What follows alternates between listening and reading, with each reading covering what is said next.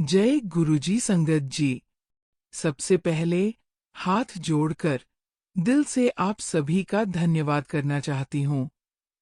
इस छोटे से चैनल को आपने जो प्यार, सम्मान और अपनापन दिया है, उसके लिए मेरे पास शब्द नहीं हैं। संगत जी, जब मैंने इस चैनल की शुरुआत की थी, तब बस एक ही भाव था, गुरुजी की महिमा को, उनकी कृपा को, उनके चमत्कारों को आप सबके साथ बांटना। मैंने कभी नहीं सोचा था कि मेरी आवाज आप तक पहुंचेगी और आप सब उसे ऐसे अपनाएंगे जैसे यह कोई अपनी बात हो। आज ये चैनल सिर्फ मेरा नहीं, हम सबका है। आपके कमेंट्स, आपकी शेयर की गई सत्संग एक्सपीरियंसेस, आपकी प्रार्थनाएं, ये सब मिलकर इस चैनल को एक भक्ति से भरा परिवार बना देती है।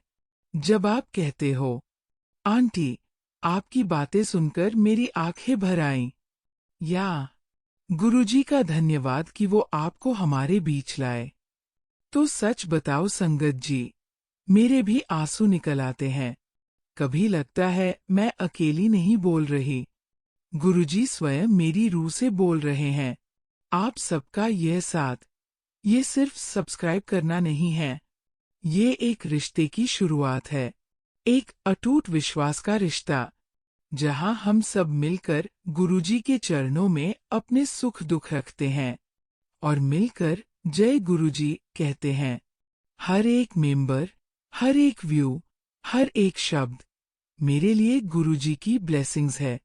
आपके विश्वास ने मुझे ये हिम्मत दी है कि मैं खुलकर अपने सत्संग आपसे शेयर कर सकूं। और जब आप अपने सत्संग भेजते हैं, तो वो किसी के ब्लेसिंग बन जाती है, जो आगे और किसी की जिंदगी को रोशनी दिखाती है। इस चैनल पर हमारा सिर्फ एक मोटिव है, गुरुजी की कृपा को शब्दों में बदलना।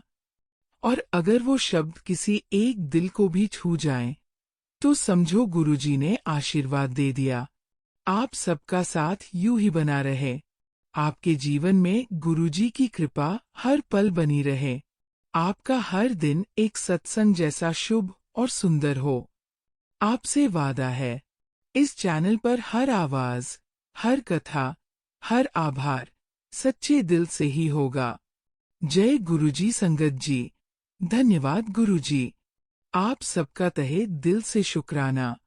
आज का सत्संग बहुत प्यारा है, बहुत खास है। ये सत्संग गुरुजी की एक प्यारी और पुरानी संगत ने शेयर किया है।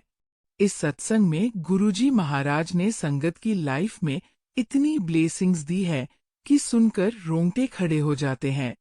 संगत जी, आप सभी से निवेदन है कि सत्संग को अंत तक ध्यान से सुनिए, पूरा सुनिए और पूरे श्रद्धा और भक्ति भाव से सुनिए। मुझे पूरा विश्वास है संगत जी कि आपको इस सत्संग के माध्यम से बहुत सारे सवालों के जवाब मिलेंगे और आपके मन की उलझनें भी सुलझ जाएंगी। संगत जी, अगर आप भी अपना सत्संग शेयर करना चाहते हैं, तो कृपया सुंदर लिखावट में हिंदी में हमें ईमेल करें। ये सत्संग लखविंदर अंकल का है। जय गुरुजी। शुक्राना गुरुजी। सभी संगत को मेरा प्रेम पूर्वक नमस्कार और गुरुजी महाराज के श्री चरणों में कोटि कोटि प्रणाम। हम बहुत ही भाग्यशाली है कि आज गुरुजी ने हमें ये अवसर दिया है कि हम आप सबके साथ अपनी चरनी शेयर कर सकें। आज गुरुजी महाराज की कृपा से मुझे ये सौभाग्य प्राप्त हुआ है कि मैं आप सब प्यारी संगत के साथ अपनी चरनी शेयर कर सकूं। ये कोई साधारण अनुभव नहीं है संगत जी। ये उस प्यारे पल की शुरुआत है, जब हमारी जिंदगी ने एक नया मोड़ लिया। एक ऐसा मोड़ जहां हर दिशा में सिर्फ गुरुजी की कृपा और आशीर्वाद ही नजर आने लगे। संगत जी, बात है साल 1999 की। उस समय मेरे हस्बैंड दिल्ली कैंट में पोस्टेड थे। हम वहां परिवार सहित रहते थे। एक दिन गुरुजी की बहुत पुरानी संगत की एक आंटी हमारे घर आई। उन्होंने मेरी वाइफ यानी कि शहरी से कहा, चलो तुम्हें अपने गुरुजी के दर्शन करवाने लेकर चलते हैं।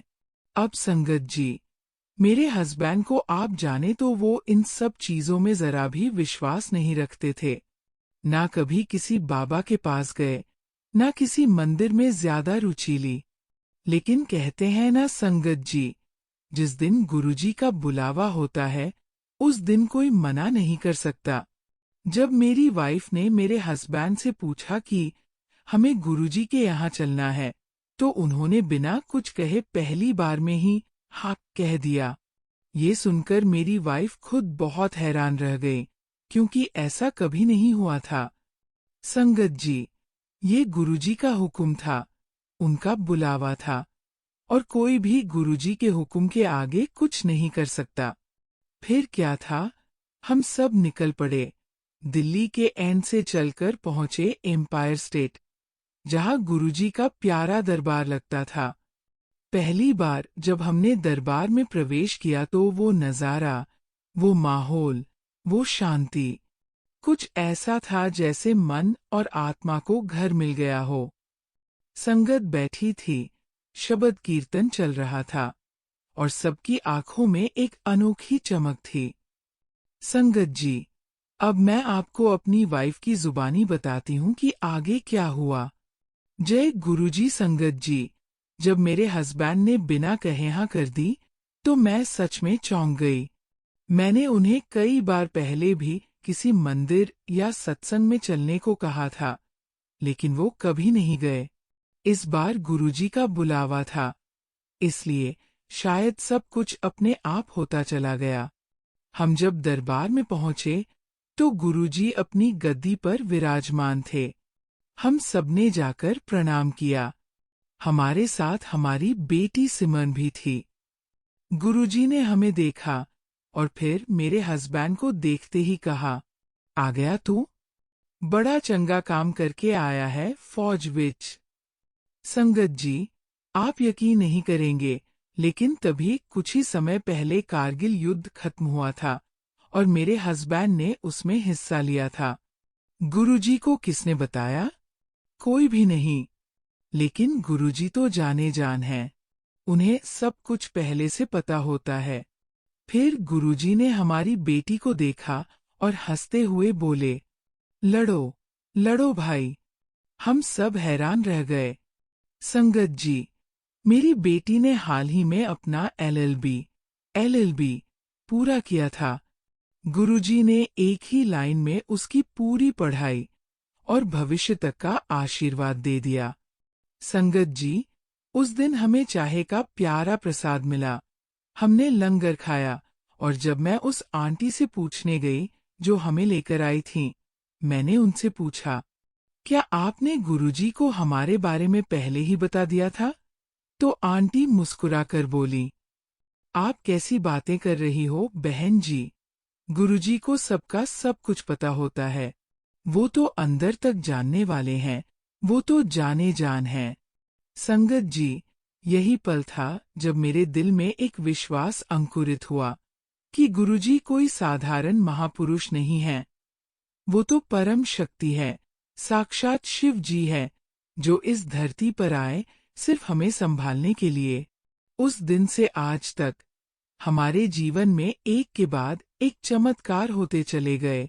गुरुजी ने हमारी बेटी को करियर में, हमें सेहत और घर में, और हमारे पूरे परिवार को इतनी कृपा और सुरक्षा दी कि आज हम सिर झुकाकर सिर्फ शुक्राना ही कर सकते हैं। संगत जी, आज मैं आपसे कहती हूँ, अगर आप पहली बार ये सत्संग सुन रहे हैं, तो समझ लीजिए कि ये भी गुरुजी का बुलावा है। संगत जी, उन दिनों हफ्ते में 2 बार ही गुरुजी की संगत हुआ करती थी। इसलिए हम भरसक प्रयास करते थे कि हम दोनों दिन गुरुजी के चरणों में हाजिर हो सकें। उन दिनों हम एम्पायर स्टेट जाया करते थे, क्योंकि संगत जी बड़ा मंदिर उस समय तक तैयार नहीं हुआ था। संगत जी, गुरुजी अपने करकमलों से प्रसाद दिया करते थे, और वो प्रसाद इतना अधिक होता था कि हमारे दोनों हाथों में भी समाता नहीं था।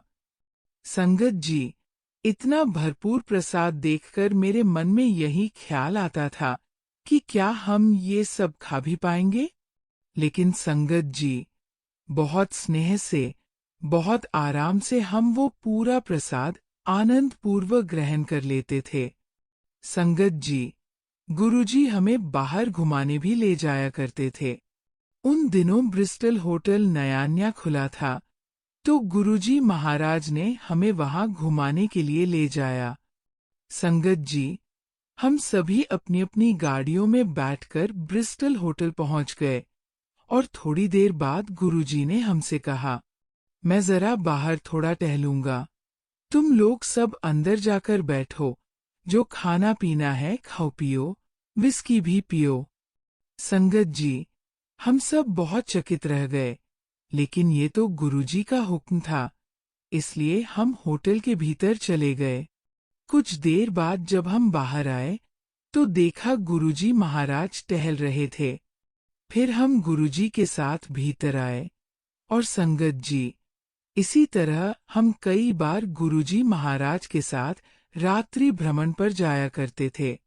संगत जी, जहाँ गुरुजी की इच्छा होती थी, वहाँ हमें ले जाया करते थे। संगत जी, ये हमारे लिए एक बहुत सुंदर अनुभव और अद्भुत सौभाग्य हुआ करता था।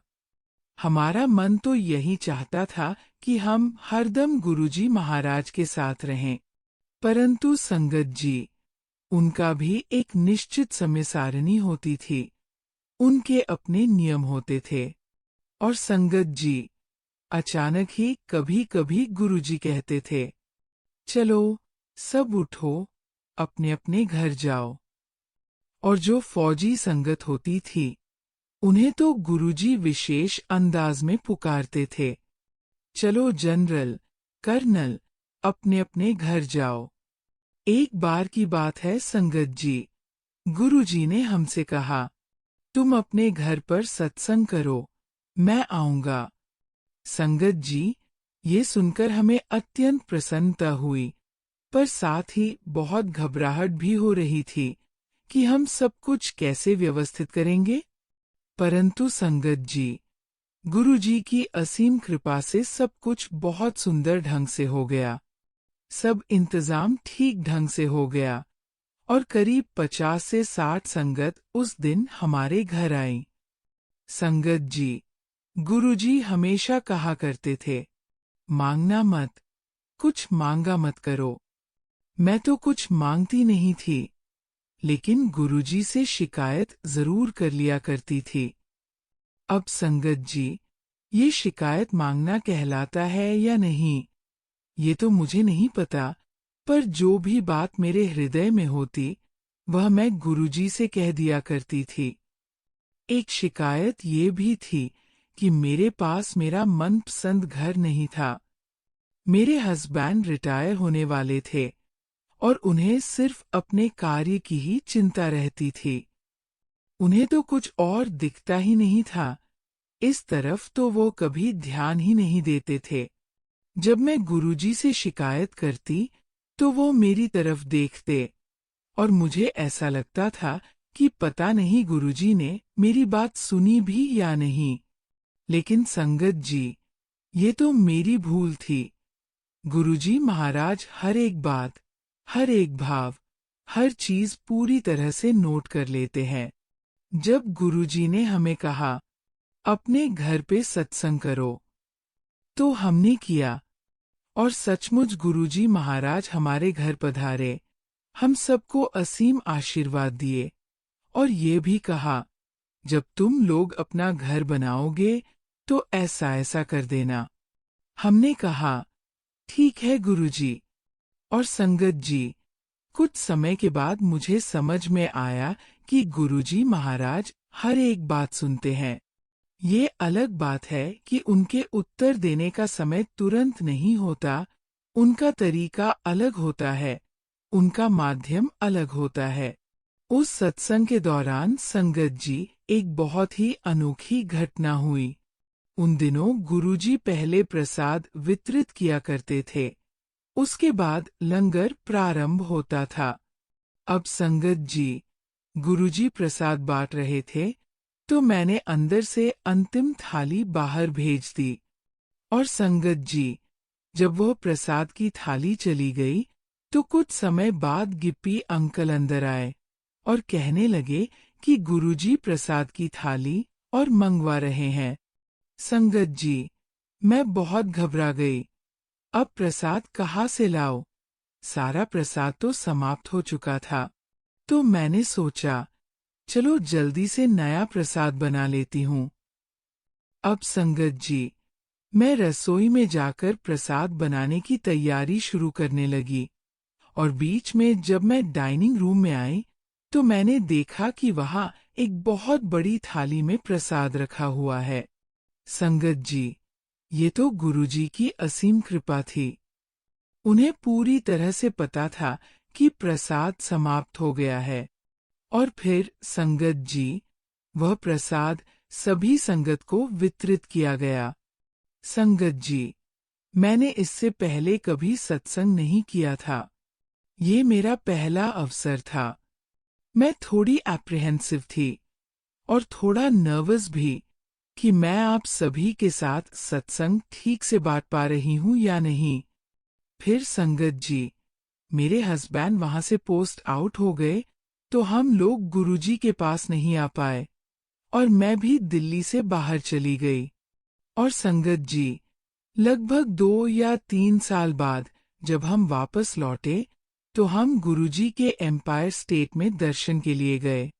गुरुजी ने मुझे दूर से ही देखा और कहा, आंटी, बड़े दिन बाद आई है, आया करो। और संगत जी, मैं तो यही कहूंगी कि गुरुजी को हर एक संगत का ध्यान होता है। हर किसी के बारे में उन्हें सब पता होता है। मैं तो यही कहती हूँ संगत जी कि गुरुजी महाराज की दया दृष्टि हम सब पर बनी हुई है। वो तो गुरुजी महाराज ही हैं, जो निमानियों के मान हैं और निराश्रितों के सहारे हैं। अब संगत जी, आगे का सत्संग मेरे पति जी आपके साथ साझा करेंगे। संगत जी, अभी मेरी वाइफ शहरी जी ने आपके साथ सत्संग शेयर किया और बताया कि हम गुरुजी महाराज के साथ कैसे जुड़े और कैसे उनके सानिध्य में आए। तो संगत जी, जब हम पहली बार गुरुजी के बड़े मंदिर पहुंचे, तो वहां बहुत भीड़ थी। हम लोग लाइन में खड़े थे और उस समय संगत जी, सिंगला अंकल, जो गुरुजी के साथ बहुत रहते थे, वे आए और कहने लगे, जनरल साहब, आप आ गए हो। गुरुजी आपको याद कर रहे हैं। और सिंगला अंकल मुझे भीड़ से बाहर निकाल कर ले गए। संगत जी, मैं तो बहुत आश्चर्यचकित हो गया। संगत जी, मैं बहुत हैरान रह गया कि इतनी भारी भीड़ में भी गुरुजी कैसे जान गए, कैसे पहचान लिया और कैसे समझ गए कि हम यहाँ आए हुए हैं। और संगत जी, ये गुरुजी की करुणा थी कि हमें भीतर बुलाया गया, उनके दर्शन हुए और गुरुजी ने हमें अपने पास बिठा लिया। संगत जी, गुरुजी महाराज के बारे में कुछ भी ज्यादा समझाया नहीं जा सकता, बस आप उन्हें महसूस कर सकते हो। ऐसा अनुभव होता है कि कोई अदृश्य शक्ति है जो आपको थामे हुए है और जो आपको अपनी छाया में रख सकती है, आपको अपना आशीर्वाद दे सकती है। गुरुजी हमसे हमेशा यही कहा करते थे कि अपने सारे सवाल और शंकाएं बाहर छोड़कर आया करो। लेकिन संगत जी, ये इतना आसान नहीं था, क्योंकि हमारी पढ़ाई लिखाई ही ऐसी रही है कि हम हर बात में पूछ बैठते हैं, कब, क्यों, कहाँ और कैसे। पर संगत जी, जैसे जैसे हम गुरुजी महाराज के पावन दरबार में बैठते गए, वैसे वैसे हमारे मन से सारे अगर और मगर खुद ब खुद निकलते चले गए। संगत जी, जैसे जैसे हम गुरुजी के चरणों में बैठते गए, उनके दर्शन होते गए, वैसे वैसे हमारी भक्ति और श्रद्धा गुरुजी महाराज के प्रति मजबूत होती गई। संगत जी, हमने खुद को पूरी तरह गुरुजी को समर्पित कर दिया। और मैं आप सभी को एक बहुत ही खास बात बताना चाहता हूँ। हमारे साथ एक बहुत ही अनोखी घटना घटी। हम आजकल अंसल ब्लॉक में रहते हैं। एक दिन संगत जी, रश्मि आंटी और पंकज अंकल का कॉल आया कि हम आपसे मिलने आ रहे हैं। और फिर संगत जी, जब वो आए तो हम सभी साथ बैठ गए और उन्होंने हमें गुरुजी के बारे में बहुत कुछ बताया। मैंने रश्मि आंटी से कहा कि रश्मि आंटी, आज मुझे कई महीनों बाद गुरुजी का सपना आया है जिसमें मैं गुरुजी की सेवा कर रहा था और मुझे समझ नहीं आ रहा कि इसका क्या मतलब है, लेकिन मुझे बहुत खुशी हो रही है। तो रश्मि आंटी बोली, गुरुजी आपको कोई आशीर्वाद देने वाले हैं, बस देखते जाइए। और संगत जी, कुछ ही दिनों में हमें सच में बहुत बड़ी ब्लेसिंग्स मिली। संगत जी, मेरी पत्नी को पहले कैंसर हो चुका था, इसलिए हर साल मैं उनकी मैमोग्राफी करवाता था ताकि हम समय समय पर जांच कर सकें। मेरी 3 संतानें हैं, बड़ी बेटी सिमन, छोटी बेटी नानकी और बेटा गोविंद।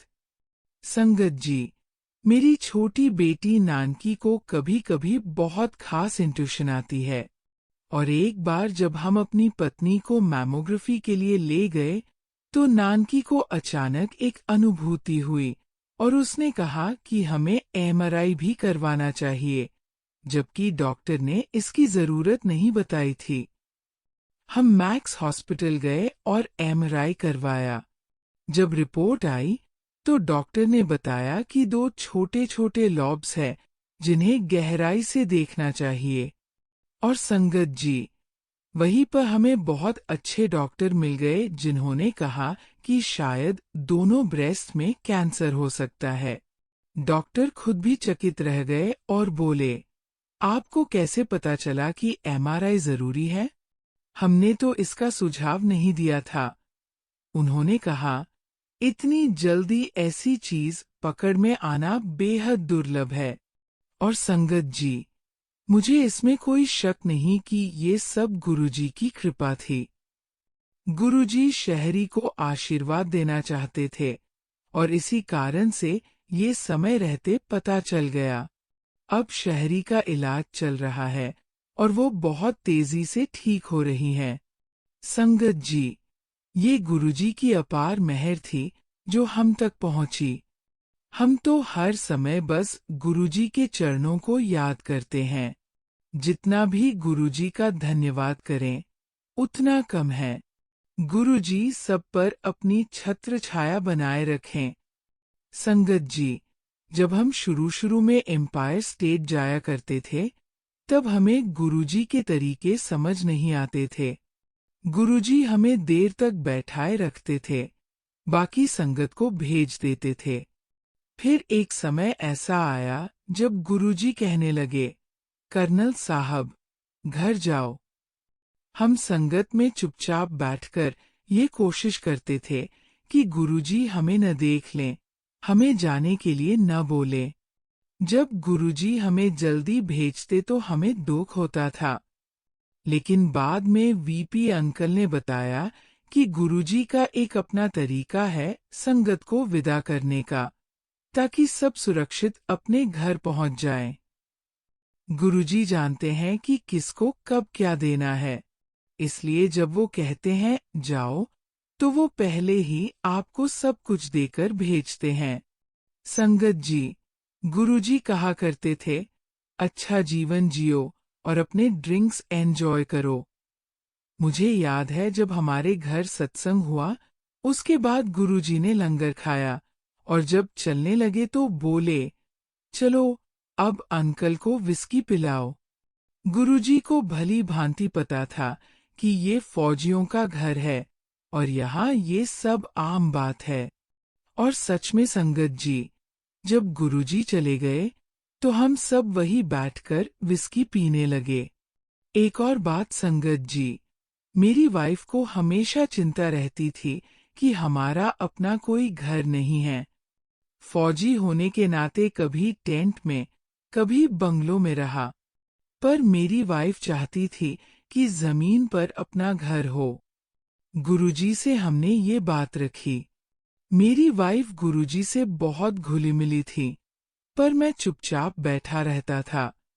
एक दिन गुरुजी ने पूछा, आपके पास घर नहीं है? कितने पैसे हैं?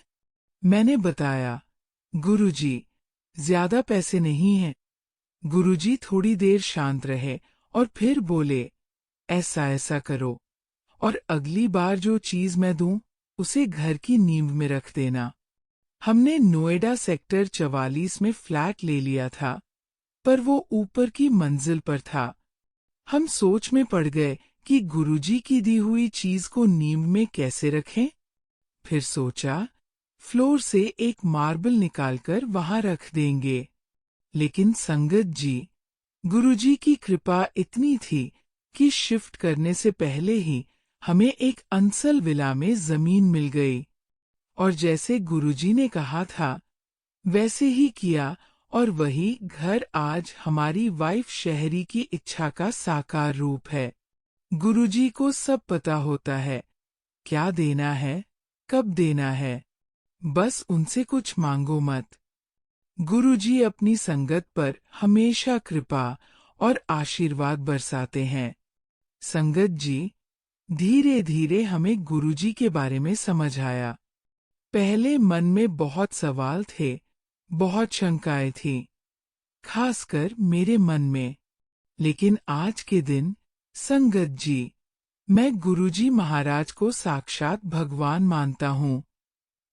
और जो कुछ भी हमारे जीवन में अच्छा हो रहा है, वो केवल और केवल गुरुजी की ब्लेसिंग से ही हो पा रहा है। जो भी होता है, हम उसी क्षण गुरुजी को शुक्राना करते हैं। संगत जी, एक बार हम गुरुजी महाराज के साथ बद्दी गए। गुरुजी चाहते थे कि हम में से कोई उनके साथ चले। संगत जी, मैं गुरुजी का पथ प्रदर्शक था। मैं अपनी गाड़ी में, जो फौजी गाड़ी थी, गुरुजी की गाड़ी से आगे आगे चल रहा था।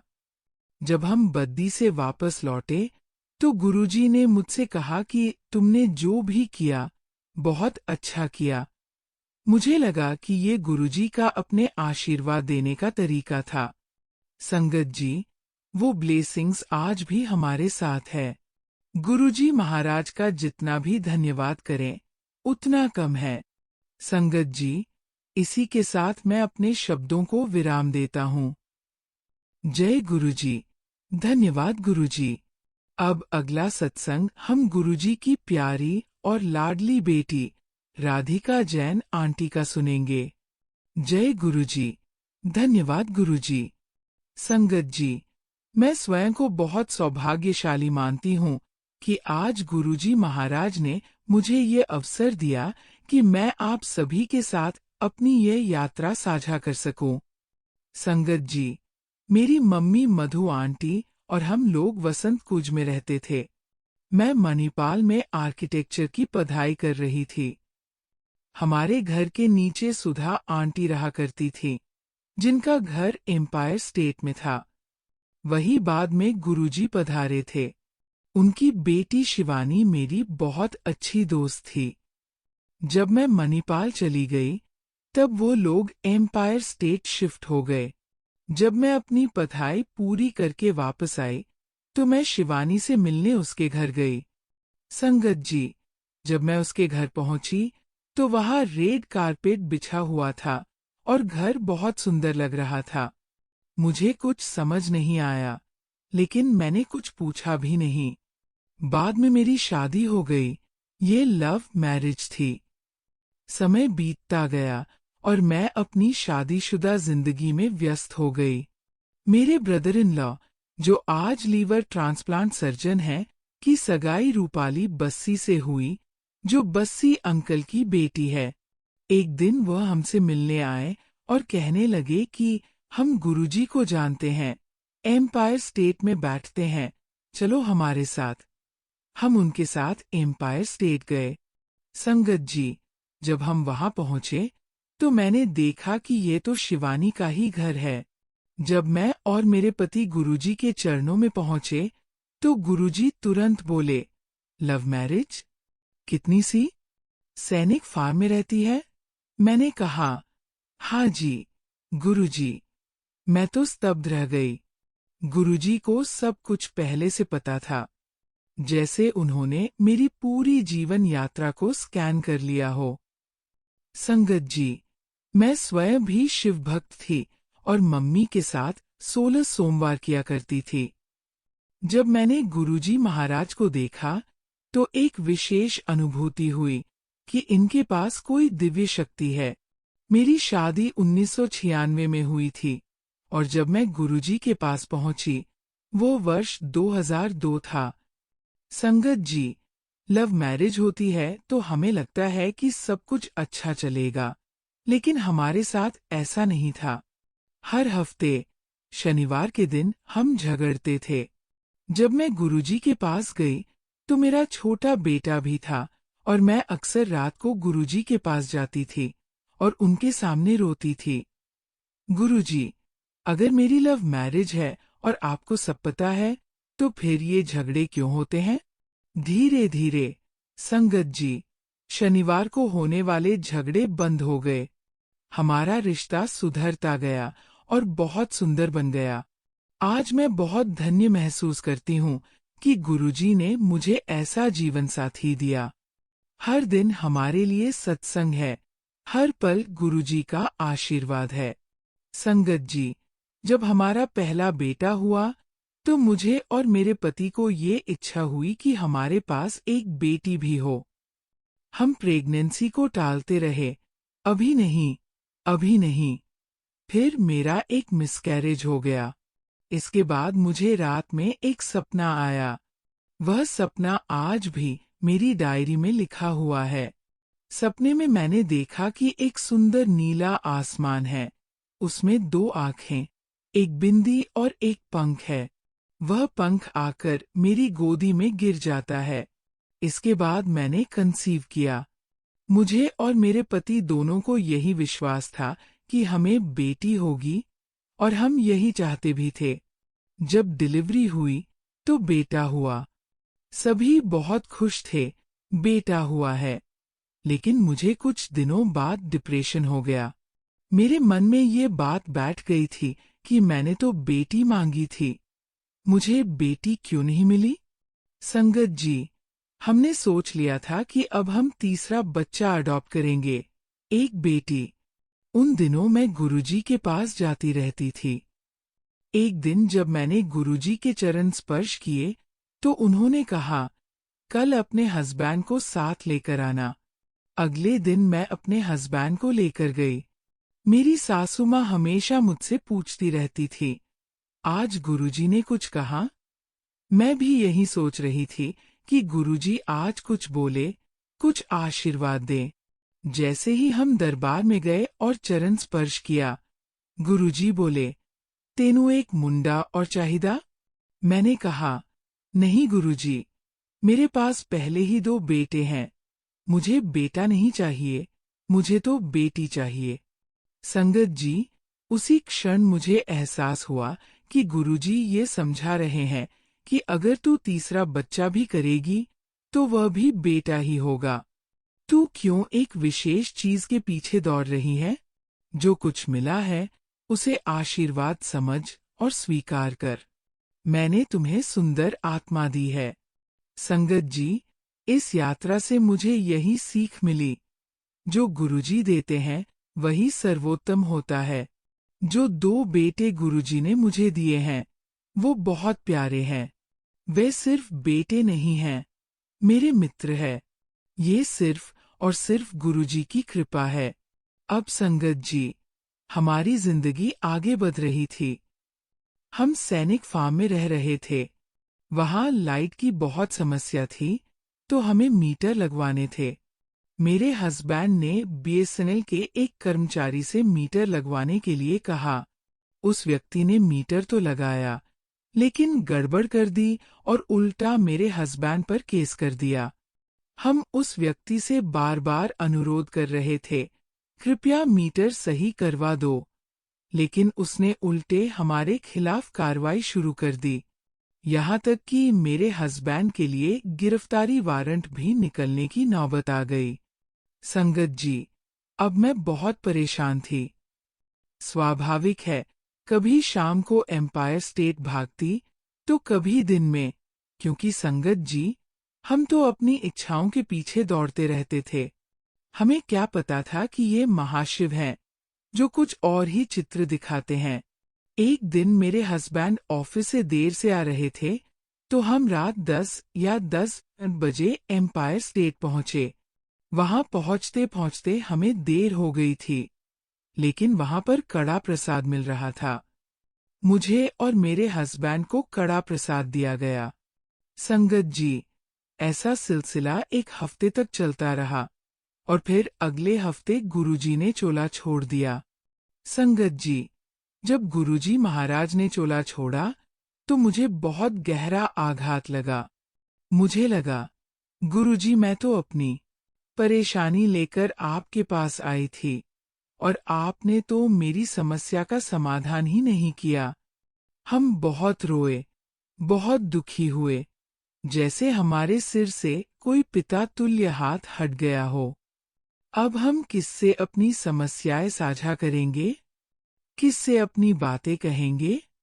गुरुजी का हर शब्द हमारे लिए अनमोल था। हमारी पूरी फैमिली बहुत विचलित हो गई थी। ऑफिस जाने से पहले मैं रोज गुरुजी के स्वरूप के सामने एक दिया जलाया करती थी।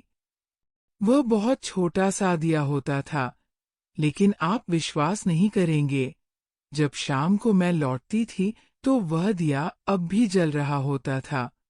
मैं 8 बजे शाम को घर लौटी और वह दिया तब भी जल रहा था। उस दिन गुरुजी ने मुझे एहसास करा दिया कि वो कहीं नहीं गए हैं, वह मेरे साथ ही है। उन्होंने स्पष्ट संकेत दे दिया कि मैं हर पल तेरे साथ हूँ। Thank you so much Guruji, thank you so much. उसके बाद संगत जी, वह केस बहुत ही सहजता से सुलझ गया। गुरुजी के चोला छोड़ने से पहले एक बुधवार की रात मुझे एक सपना आया। मैंने देखा कि मेरे हस्बैंड का एक्सीडेंट हो गया है और सब कुछ खत्म हो गया है। मैं एक कमरे में उनके साथ अकेली हूँ। अचानक वहां गुरुजी आते हैं, मेरा हाथ पकड़ते हैं और मेरे हस्बैंड के पास ले जाकर कहते हैं, कल्याण कर दिया। इसके बाद गुरुजी सफेद चोले में आगे बढ़ जाते हैं। संगत जी, उसी रविवार को मेरे हस्बैंड का एक्सीडेंट हुआ। ये बहुत गंभीर एक्सीडेंट था, लेकिन आप चकित होंगे कि इतने भीषण हादसे के बावजूद मेरे हस्बैंड को एक खरोंच तक नहीं आई। उनकी गाड़ी पूरी तरह क्षतिग्रस्त हो गई, लेकिन उन्हें एक भी चोट नहीं लगी। शाम का समय था और मुझे महसूस हुआ कि मुझे गुरुजी के पास जाकर धन्यवाद देना चाहिए, लेकिन मैं अपने हस्बैंड के साथ रहना चाहती थी, उन्हें भावनात्मक सहारा देना चाहती थी। इसलिए मैं गुरुजी के पास नहीं जा सकी। उसी सप्ताह गुरुवार को गुरुजी महाराज ने चोला छोड़ दिया। मुझे बहुत गहरा अपराध बोध हुआ कि मैं गुरुजी को धन्यवाद कहने नहीं जा सकी। मुझे बहुत दुख हुआ। मैं यही सोचती रही कि गुरुजी, आपने मेरे हस्बैंड को बचा लिया, सब कुछ मुझे पहले ही दिखा दिया और मैं आपको धन्यवाद तक नहीं कह पाई। गुरुजी महाराज सब कुछ पहले से दिखा देते हैं, हर रास्ता हाथ पकड़कर दिखाते हैं कि मैं तुम्हारे साथ हूँ।